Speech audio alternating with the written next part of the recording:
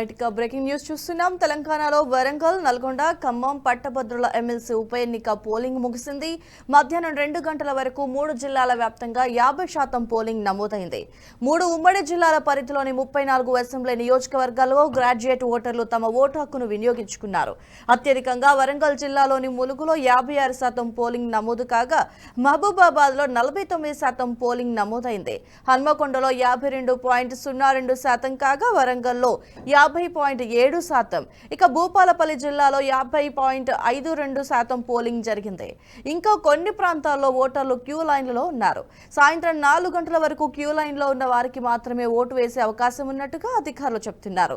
ఈ నేపథ్యంలో పోలింగ్ శాతం మరింత పెరిగే అవకాశం ఉన్నట్టుగా తెలుస్తోంది. ఇప్పటి వరకు జరిగిన పోలింగ్ లో వరంగల్ జిల్లాలో ఎక్కువ శాతం పోలింగ్ జరిగినట్టుగా తెలుస్తోంది. రైట్, ఇదే అంశానికి సంబంధించి మరింత సమాచారం executive editor Shivaprasad phone line ద్వారా అందిస్తారు. శివప్రసాద్, చెప్పండి. ఆల్రెడీ పట్టభద్రుల ఉప ఎన్నిక అయితే పోలింగ్ ముగిస్తున్నట్టుగా తెలుస్తోంది. సో దీనికి సంబంధించిన పూర్తి వివరాలు ఏంటి? గిరిజన ఇప్పటివరకు జరిగినటువంటి పోలింగ్ సరళి కనుక మనం చూసినట్లయితే దాదాపు 61% దాదాపు పోలింగ్ అయినట్టుగా తెలుస్తోంది మొత్తం మీద. అయితే వరంగల్లో అత్యధికంగా పోలింగ్ నమోదైంది. ఉదయం కొంత డల్గా ఉన్నప్పటికీ కూడా 10 గంటల తర్వాత పోలింగ్ బాగా ఊపందుకుంది. ముఖ్యంగా మహిళా ఓటర్లు చాలా బారులు తీరి ఓట్లేసినటువంటి పరిస్థితి చాలా చోట్ల కనిపిస్తోంది. అదే మధ్యాహ్నం మళ్ళీ కొంత డల్గా ఉన్నప్పటికీ కూడా మధ్యాహ్నం 2 గంటల తర్వాత మళ్ళీ పోలింగ్ బాగా భారీగా జరుగుతోంది. ఇప్పటికే దాదాపు 4 గంటల వరకు పోలింగ్ ముగిసింది నిజానికి, కానీ అప్పటికే కొంతమంది క్యూ లైన్లో ఉండటం వల్ల వాళ్ళందరికీ కూడా ఓటు వేసేటటువంటి అవకాశాన్ని కల్పించింది ఈసీ.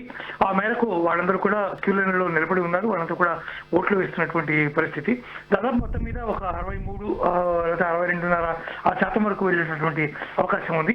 అంటే పట్టభద్రుల నియోజకవర్గానికి సంబంధించి జరుగుతున్నటువంటి ఎన్నికల్లో కూడా 60-65% మాక్సిమం అంత మించి వచ్చేటటువంటి పరిస్థితి లేకపోవడం మాత్రం కొంత బాధాకరమైనటువంటి విషయం.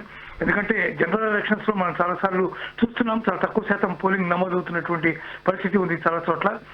కనీసం పట్టభద్రులకు సంబంధించి అందరూ చదువుకున్న వారు, విజ్ఞానవంతులు, రకరకాల టీచర్లు, రకరకాల ఉద్యోగాలు చేస్తున్నటువంటి వాళ్ళు, పట్టభద్రులు అయినటువంటి వాళ్ళు కూడా ఈ రకంగా ఉండడం అనేది కొంత బాధాకరమైనటువంటి అంశమైనా సరే మెరుగైనటువంటి పోలింగే జరిగిందని ఇప్పటివరకు జరిగినటువంటి ట్రెండ్ ని బట్టి మనం చెప్పవలసినటువంటి పరిస్థితి ఉంటుంది.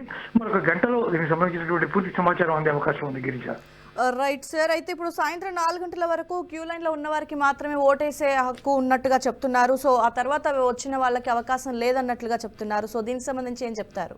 4 తర్వాత ఎవరైనా క్యూ లైన్ లోకి వస్తే మాత్రం వాళ్ళకి డెఫినెట్ గా అవకాశం ఉండదు. 4 గంటల వరకు ఎవరైతే క్యూ లైన్ లో ఉన్నారో వాళ్ళు ఎంతమంది ఉన్నా సరే వాళ్ళందరికీ కూడా ఓటు వేసేటటువంటి హక్కుని కల్పిస్తారు. ఆ మేరకు ముందే నిర్ణయం తీసుకున్నారు, ప్రకటన కూడా ఆ మేరకే చేశారు. కాబట్టి ఆ మేరకు ఎవరైతే ఓటు వేయాలనుకుంటున్నారో వాళ్ళు 4 గంటల బిఫోరే వచ్చి క్యూ లైన్ లో నిలబడాల్సినటువంటి అవసరం ఉంది.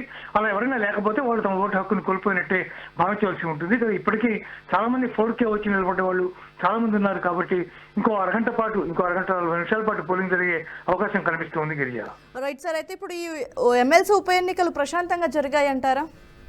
దాదాపు ప్రశాంతంగానే జరిగాయి. అక్కడక్కడ చిన్న చెదురుమదురు సంఘటనలు కొంచెం జరిగినాయి, కానీ అంత సీరియస్ గా తీసుకోవాల్సినటువంటి అంశాలు అంత పెద్దగా అయితే లేవు. చిన్న ఘర్షణలు, చిన్న ఇబ్బందులు కొన్ని చోట్ల జరిగినాయి. అయితే పోలీసు జోక్యం చేసుకుని పరిస్థితి సర్దుమడిగి ఎవరికి వాళ్ళు మళ్ళీ మామూలుగా సర్దుకుపోయి మామూలుగానే ఓటింగ్ జరిగినటువంటి పరిస్థితి. ఎక్కడ ఎటువంటి అవాంఛనీయ సంఘటనలు అయితే ఎక్కడ జరగలేదు.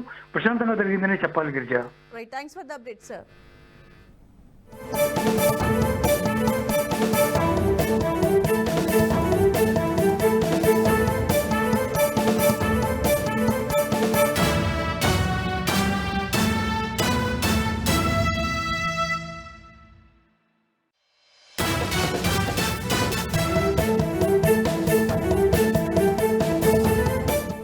ఈ వీడియో మీకు నచ్చినట్టయితే లైక్ చేయండి, 10 మందికి షేర్ చేయండి. అలాగే కామెంట్ల రూపంలో మీ అభిప్రాయాలను మాతో పంచుకోండి. Nationalist hub group of channels ను సబ్స్క్రైబ్ చేసుకుని తెలుగునాట జాతీయవాద జర్నలిజాన్ని ప్రోత్సహించండి. ఈ వీడియో కింద ఉన్న బెల్ ఐకాన్ పై క్లిక్ చేయడం మర్చిపోవద్దు.